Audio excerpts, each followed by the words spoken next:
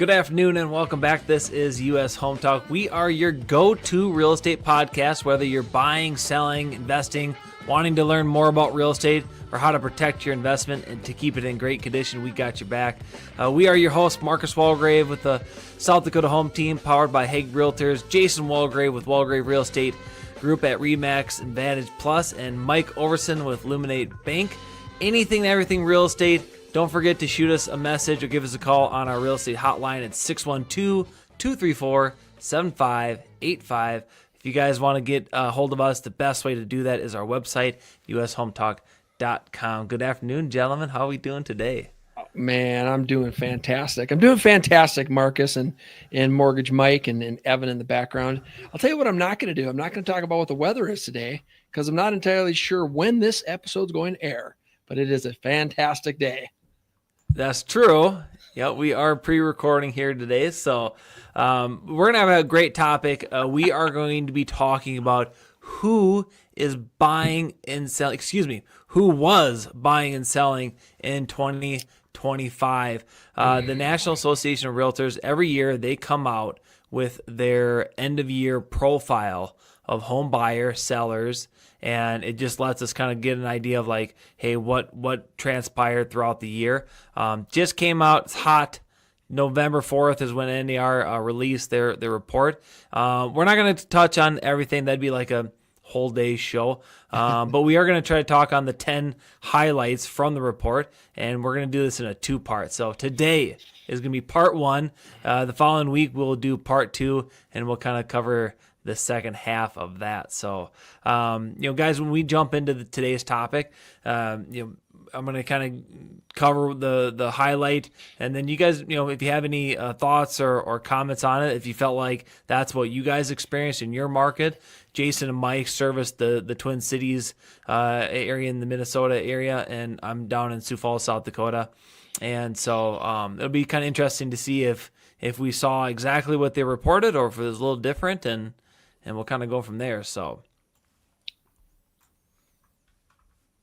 our first highlight is the first-time home buyers sink to an all-time low. Mm-hmm. First-time buyers now make up 21% of the market, the lowest share since NAR began tracking in 1981. Ooh. I think I read that article a couple weeks ago, Marcus, about just the dramatic drop in first-time home buyer percentages. And so, because it typically sits around, 41%? I don't know if it's that high. I think it's closer to. Yeah, it says before 2008, they consistently accounted for about 40% of home sales. Oh, dang, it was that high. Okay. Yeah. Okay. And now it's basically, it's almost half that. So down to 21%. I mean, affordability is probably the number one reason, right? I mean, it's just home prices are in almost all neighborhoods are at all-time highs. The interest rates are fine, but they're not super, affordable. And everything is expensive right now. So I think that doesn't surprise me. I think that certainly, something needs to be done about that. Because with a historical number of almost 40%, right around 40% of all buys or real estate purchases are first-time home buyers, to lose half of that and drop down to 21%, that's that's a big deal. So but yeah, we're definitely seeing that here.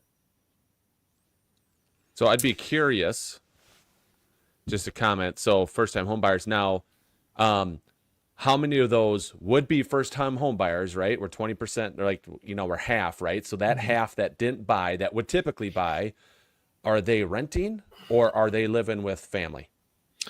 Well, okay. So I'll jump in on that one, Mike. I think it's a good question because the report follows up with it. The median age of first-time buyers has climbed to a record 40 years of age. What? So that's up from the late 20s and the 1980s. So, Mike, I would say that if you are 40 years old, there's probably a good chance that you're not living with your parents and you are renting, right? Yeah. I would say so. Yep. Dang, Okay. that number, that is way higher. No, That's a record too. And we that's talked a about record earlier in too. the year Yes. that we were like, hey, this is pushing up to 36, 37. I think they saw that. We saw those numbers in like the last time we had inflation, early 1980s. The first time home buyer age was 36 or something, and then it dropped down when the market got better. But yeah, Yeah, that 40 that 40 number today. That's crazy high to me. At 40 years old, that number is going to come down, and the reason that number is going to come down is because the millennial generation, they waited. I mean, they waited till early 30s, mid 30s, late 30s to buy their first home. Generation Z, which is the generation after millennials, they're, from what we're seeing and the folks that we're working with, they're not waiting. They're graduating college and they're buying a house. Many of them are buying a house within 1 to 2 years after graduation, or they're not even going to college. They're going to the trade schools and they're, getting out in, 12 or 24 months. And so Generation Z is not waiting as long as the millennials were. So that number will come down, but still, I mean, if you got, first time home buyers, if the majority of them are Gen Z and millennials, if half of them are 40 and the other half are 20, I mean, it's still only going to get somewhere in the middle, right? But man, 40 years old, that's wild. That is. The I never would have NER expected executive. The NER executive vice president and chief advocacy officer said delayed or denied homeownership until age 40 instead of 30 can mean losing roughly $150,000 in equity on a typical starter home. Sure. So, those are kind of things. But I mean, people, I'm a millennial. When we got into the workforce, we were talking about the financial crisis and the Great Recession. So it wasn't like we couldn't even get jobs, out of college, and we had a mountain of debt. So, I mean, it's not that the millennial was like, oh, we just don't want to buy houses. The circumstances weren't exactly that favorable. And then when things were getting favorable for that demographical group, we got stuck in the early 2020s, and you just couldn't beat the baby boomers and the cash that they were bringing to the table. So, which brings me to the next one. Number 2, record high all cash buyers. All cash home purchases have recent. Let's guess. Let's guess before you give the number. Overson, what do you think it is? All cash purchases. Yep. What do you think the percentage of offers are? Percentage, all cash. Oh boy, I'm gonna go 22%. I'm gonna go 31%. I'm gonna go for the high side on this, and I'm gonna say 35. I'm going to go 26 because I'm reading the report. And that's the answer. So 20%, 26% over the last year. By comparison, between 2003 and 2010, fewer than 1 in 10 buyers. So if you're not good with math, that's less than 10%. Paid all cash on a home sale. Okay. So that's, again, an incredible number. And that's kind of what I was saying about the millennials, right? I mean, when they were already like chomping at the bits, hey, everybody's saying we're primed to buy. We're in our early 30s. Guess what? Couldn't beat out the cash buyer. They were a force to be reckoned with in those early 2020s. So I definitely see that demographically too. I'm not seeing any Gen Z cash buyers. I'm sure there are some out there that are in the tech world for occupations like that, and not too many millennials. I think the millennials who did get into the real estate game right away, they have a lot of equity, and we'll kind of talk about that later in the show too. But yeah, cash buyers, all time high, didn't go anywhere. They're still chomping at the bits, and they're looking to get a good deal too. So, a couple things. If this was The Price is Right, I would have won there, by the way, because all you guys overshot. I was the closest. Secondly, here's the other piece that we want to look at that, and it's not maybe as popular today but how many of those people were actually financed buyers, loan buyers, that used one of those cash buy programs so they could make a cash offer to get the house accepted, and then ended up doing a loan and buying it from this cash offer place that did it. Yep. Now, Well, not- I haven't read the entire report. These are the highlights. But yeah, it'd be interesting to see if they kind of cover that. That's a good point to make, Mike. Yeah, not only that, Mike, but just buyers where their folks are paying cash and then they're just going to do a mortgage after the fact. So Right. I just had a listing in Prior Lake a couple months ago, and the buyer came in all cash. Well, his Mr. Buyer's dad is like, look, just go in cash. You're gonna get a better deal, or whatever the reason was, and they got a little bit better deal because it was an all cash offer, but they were going to take out a mortgage, with sometime in the next 6 months or 12 months or whatever. So that was going to be a mortgage property in the very near future. But that's a great question, Mike. I would be curious what the actual number is once you take out the cash offer programs and the buy now, sell later programs and things like that.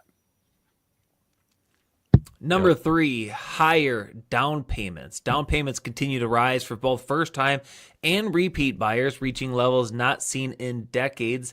In 2025, the median down payment among all buyers was 19%, 10% for first-time home buyers, and 23% for repeat buyers. So that marks the highest median down payment for the first-time buyer since 1989, and the highest for a repeat buyer since 2003. Personal savings remain the most common source for down payment funds. However, which made up about 59%, came from the personal savings. 26% tapped into financial assets like 401ks, IRAs, stocks, and 22% received help from a relative or friend through a gift or a loan. So among repeat buyers, more than half, 54%, use proceeds from the sale of a previous home to finance their next purchase. I would say I definitely see this as well. Definitely, even the individuals who are like, hey, I don't have 20% down. I feel like there's that demand of wanting to get rid of PMI. And if they're in a position where they say, hey, I don't have 20% down, but Mike, what do the numbers look? Can I bring 10% down?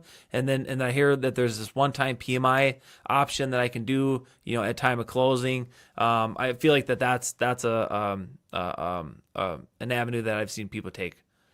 Yeah, you can do the one-time PMI. I mean, it's a conversation I have with everyone because it really comes down to PMI is cheap in today's world. If you're a conventional loan buyer and you have good credit, PMI is cheap, way cheaper than what people think it is out there, right? So if you look at the last couple years, it's like, okay, listen, if you pay this one-time PMI payment right now, right, you pay that fee and that money's gone, okay? So let's say that's $3,500 for that particular situation. You can either pay monthly PMI or you can pay one-time $3,500 and never pay PMI again, okay? But if you refinance to a lower rate in the future, within the next 12 to 24 months, okay, now you have PMI again, unless you put more money into it so that you got the 20% down into it on the time of the refinance. So do you want to pay this monthly over here that's, let's say, $100 a month, right? And you're going to refinance in 12 months. Well, you're only going to pay $1,200 in PMI at $100 a month, and then you're going to be refinancing anyway. So don't do the one-time payment because you're going to pay $3,500 now, and that $3,500 is then gone. Yep. So there is a little bit of a strategy when it comes to that. And I didn't mean to get into the weeds there, but I get passionate about that because there is kind of a lot to unpack and explain, before you can make the decision. Well, it's a great point, and it's why we asked the question, a number of times with buyers and sellers. Buyers specifically is, how long you think you're going to be there, and Mike, you're asking, that how long until you think you might want to refinance, So if any of those are in there, whether it's the time you're going to be there isn't very long or you're going to refinance, it probably doesn't make sense to pay the upfront PMI because you're just going to pay it again on the refinance or the sale, So Marcus, the stat would surprise me. The one that didn't surprise me is that 51% were, selling a house and then they had equity that they were, moving over to the buy. Yeah, 54. Yep. That was obviously repeat buyers. So that one didn't surprise me. What did surprise me was first-time home buyers averaging 10%. Did you say that? 10% on first-time home buyers? Yeah. 10% for first-time home buyers are shocking. That's their down payment. Yep. Yeah, I mean, I'm definitely. But we're again, I definitely mean, not but Jason, experiencing you that. go back to you think of the millennials, right? They've been working for many years. They're not fresh out of college, so Right. it makes sense that they've acquired maybe some more savings than somebody who just has been 3 years out of college or trade school, haven't acquired a savings. Piggy banks. And so, number 4, real estate Wait, agents hold on a remain. second, Oh, Marcus. go ahead. Marcus, let's Sorry. do legal minute. Legal minute before okay. we go to 4. There we go. This is Jeff O'Brien, attorney with Hush Blackwell, with the U.S. Home Talk Legal Minute. In Minnesota, the month of October is hunting season. For owners of prime hunting land, a hunting land lease can be a nice method to generate some revenue from hunters seeking a premium hunting experience. A hunting land lease is a legal agreement created for the specific purpose of allowing hunters to access private land for hunting. Hunting leases are typically used by non-residents, and hunters who do not own land suitable for game may also be utilized by hunters seeking to expand their hunting experience to other areas and species of game. The length of leases are typically year-long or season-long. Lease price is subject to the landowner's costs and can vary from location to location. A hunting lease should address issues such as liability limitation to the landowner for actions of the lessee and the members of the lessee's hunting party, and indemnification of the landowner for any liability arising from the lessee's hunting activities. This is Jeff O'Brien, attorney with Hush Blackwell, with the U.S. Home Talk Legal Minute. Mike, were you reminding Okay. on the legal minute too, or do you have a quick comment? I actually have like a super intelligent comment to bring up here for us. All right, so first time home buyer age is 40. So if it used to be 30, 31, right? And you're 40, you better have more down payment now as a first time home buyer because you've had that extra 9 to 10 years to save, okay? You would be doing it completely wrong if that was the case. Now, the one thing I wanted to bring up earlier was, Marcus, you mentioned that those buyers, those first-time buyers delaying their first home purchase till they're 40, missed out on 150 grand worth of, right, equity basically that they could have built, right? You got to think of Equity on a typical starter home on a typical starter home, Yep. right? So you got to think of real estate. Real estate is an investment. Yes, is it a place for you to live and start your family and all that? Absolutely, but it is an investment. Tell me one financial planner that says, you know what, you should probably not get your retirement account started until you're 40. Yeah. You better wait on that, right? There's not one that's going to say that because time in the market, that's how you make your money. The time in the market. If you delay when you start and get into the market, you're delaying your time in the market. You're going to delay, having any of that gain. So, so those people that waited, right? That waited because they wanted to save that extra money. So let's say they wanted to save that extra 10% for their house. So let's say they did a $400,000 house. So they delayed their home purchase by X amount of years so that they could save that additional 40 grand to put down. Well, realistically, how much did that just cost them? It's by waiting. Well, I mean, it's home prices on average are doubling every 20 years. So, you wait 10 years, it's going to cost you 200 grand. Right. So you lost out on 200 grand so that you could save yourself basically 40. Right. Is my point I'm trying to make. Yeah, so that's a anyway, good point. Well, and to further that point, if you got Gen Zs who are buying, closer to that age of 20 compared to the, some millennials that are waiting until they're 40, that's 20 years, guys. That $400,000 house, that's $400,000 in equity over that 20 years that you missed out on, or you didn't miss out on because you bought. So, but you're right, Mike. It's, the more time you have in whatever market you're in, the better off you're going to be. right. Number 4, real estate agents remain essential. 88% of buyers purchase their home through an agent or a broker. And it looks like 91% of sellers used a real estate agent to help them get their property sold. The 91% for sellers, that matched the highest percentage on record. And so, I mean, I think that's to no surprise. I mean, I'm obviously biased. I'm a realtor, and so is Jason, but there's a lot of moving parts to a real estate transaction, and you're talking about big dollars too. So if you want to make the right decisions, it doesn't surprise me that a lot of individuals are saying, "Hey, we are going to align ourselves with a real estate professional who's knowledgeable, experienced, and who can service our real estate needs in our market, and we're going to come out ahead on that." So I can't remember the last time I saw a for sale by owner sign. I mean, it's been a long time since I've seen for sale by owner. Which is a great segue, Jason, because that is number 5. For sale by owner hits a record low. Only 5% of homes over the past year were sold as a for sale by owner, an all-time low. Well, 91%, as I said before, used an agent. So this is NAR data shows FSBO, for sale by owner, don't typically fare as well, selling for significantly less than agent-assisted homes. A FSBO median sale price is $360,000 versus a $425,000 for an agent-assisted home sale. Dang. I mean, there's no question the real estate transaction is more complicated now than it's ever been. I mean, you got some new construction purchase agreements that are 120 pages long, and you've got just the regular purchase agreement is 3 to 4 times more pages than it was, 20 years ago. And so, and it's probably one of the biggest, if not the biggest purchase of your life, whether you're buying or selling, and how it's just, it always shocks me, and to see over the years, people wanting to risk that without having professional representation, and it's too big of a purchase. It's too big of a deal.